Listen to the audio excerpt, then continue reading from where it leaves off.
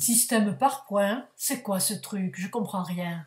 Normal, c'est fait pour. Si c'était clair, il y aurait déjà tout le monde dans la rue. Alors voilà, aujourd'hui, la retraite se calcule en pourcentage du salaire. Ça veut dire que ta pension sera égale à une partie de ton salaire quand tu bossais. C'est ce qu'on appelle le taux de remplacement. Pour partir à taux plein, c'est-à-dire avoir droit au pourcentage maximum, il faut réunir deux conditions. Avoir travaillé pendant 43 ans. Et avoir au moins 62 ans.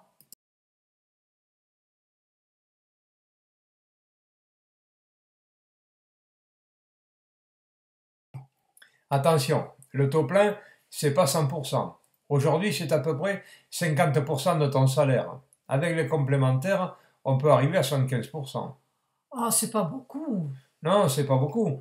Mais heureusement, aujourd'hui, ton salaire moyen n'est pas calculé sur toute ta carrière, mais sur tes 25 meilleures années. Ça veut dire que si tu as des années difficiles, au chômage, par exemple, en congé parental ou à temps partiel, ça ne fera pas baisser ta retraite, car on n'est pas pris en compte dans le calcul.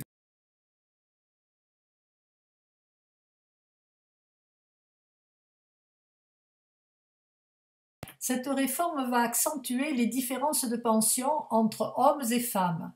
Évidemment, le calcul sera encore plus désavantageux, mais pour qui?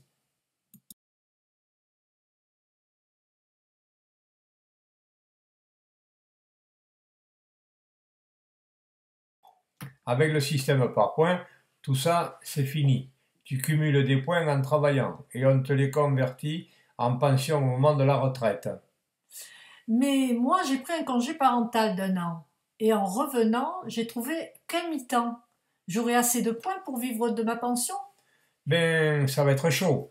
Dans le rapport, ils disent que la retraite doit être le reflet de toute la carrière, comme si c'était positif. Mais en fait, c'est dramatique, et surtout pour les femmes.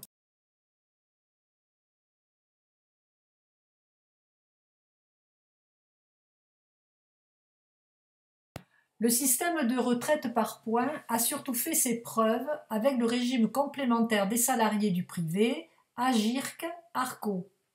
Ainsi, quand la situation financière de ce dernier s'est dégradée, les gestionnaires ont réduit la valeur du point pour les retraités. C'est cette idée qui gouverne la volonté de réforme.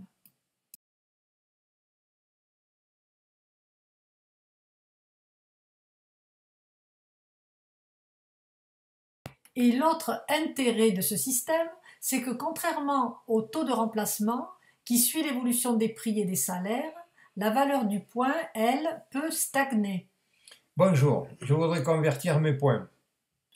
Alors, le cours du point est de 0,65 euros. Ça vous fait donc une pension de 943,80.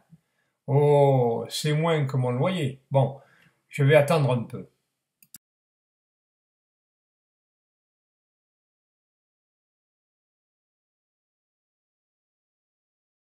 C'est même écrit dans le rapport. La valeur relative du point pourra diminuer avec le temps. Bien sûr, la valeur du point suivra l'évolution des salaires, mais aussi celle de la société. Son montant sera revalorisé en fonction des prévisions économiques et de l'allongement de la durée de vie. Sur chaque année de vie que les gens gagneront, 2 tiers seront passés au boulot, le reste en retraite, parce qu'on est grand prince. Hé hé. Si le montant du point augmente moins vite que les prix, sa valeur relative baisse, c'est-à-dire qu'avec un point, on pourra acheter moins qu'avant.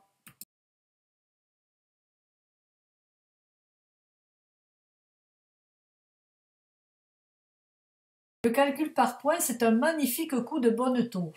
Les calculs sont faits en montant et non plus en pourcentage.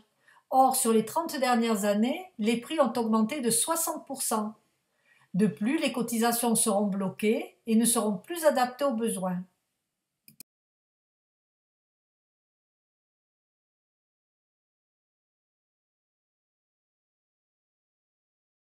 Rien d'étonnant si on regarde ce que Delevoye appelle la règle d'or de la réforme. Les retraites, ça sera une enveloppe fixe. On n'augmentera pas les cotisations.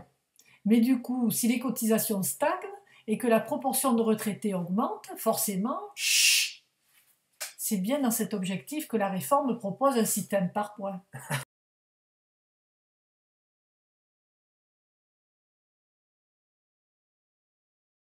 Le système actuel n'est certes qu'une maigre compensation à une vie d'exploitation dans des conditions souvent difficiles, mais il a l'avantage de fonctionner par répartition. Il repose sur une logique de solidarité entre générations. Avec le système par points, la montée du chômage et des carrières en pointillés, les retraites seront tellement maigres que toutes celles et ceux qui le peuvent se tourneront vers des complémentaires privés.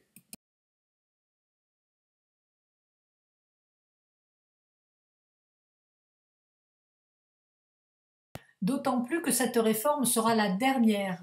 Ensuite, plus besoin de loi. Il suffira de réévaluer le montant du point. J'ai besoin de piocher dans les retraites pour financer l'armement. Mais vu le climat social, encore une réforme, ça va déclencher des émeutes. Mais Jean-Mi, t'es con? Y a pas besoin. Tu bloques l'augmentation du point quelques années et tu les as tes sous. Alors, paraît que les partenaires sociaux seront concertés, mais c'est déjà le cas sur les 30 dernières années. Et on le voit le résultat.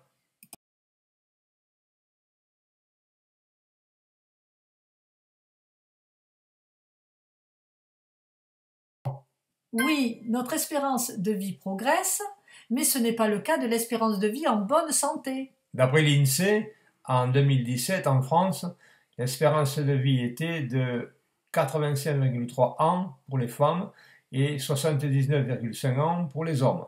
Mais l'espérance de vie en bonne santé stagne à 64,9 et 62,6.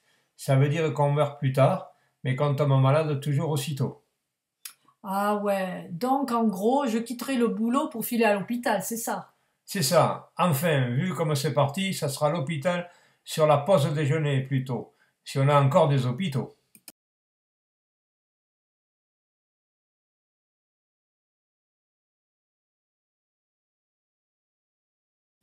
Et puis on nous fait croire qu'il faut travailler plus. Mais du travail, il n'y en a plus. D'après l'INSEE, à 60 ans, une personne sur deux n'est plus en emploi. Et le taux de chômage, tout âge confondu, est de 9,1%. Ben, s'il y a des jeunes qui cherchent du boulot, peut-être qu'on peut me laisser aller à l'hôpital tranquille. Et c'est bien là qu'on nous entourloupe.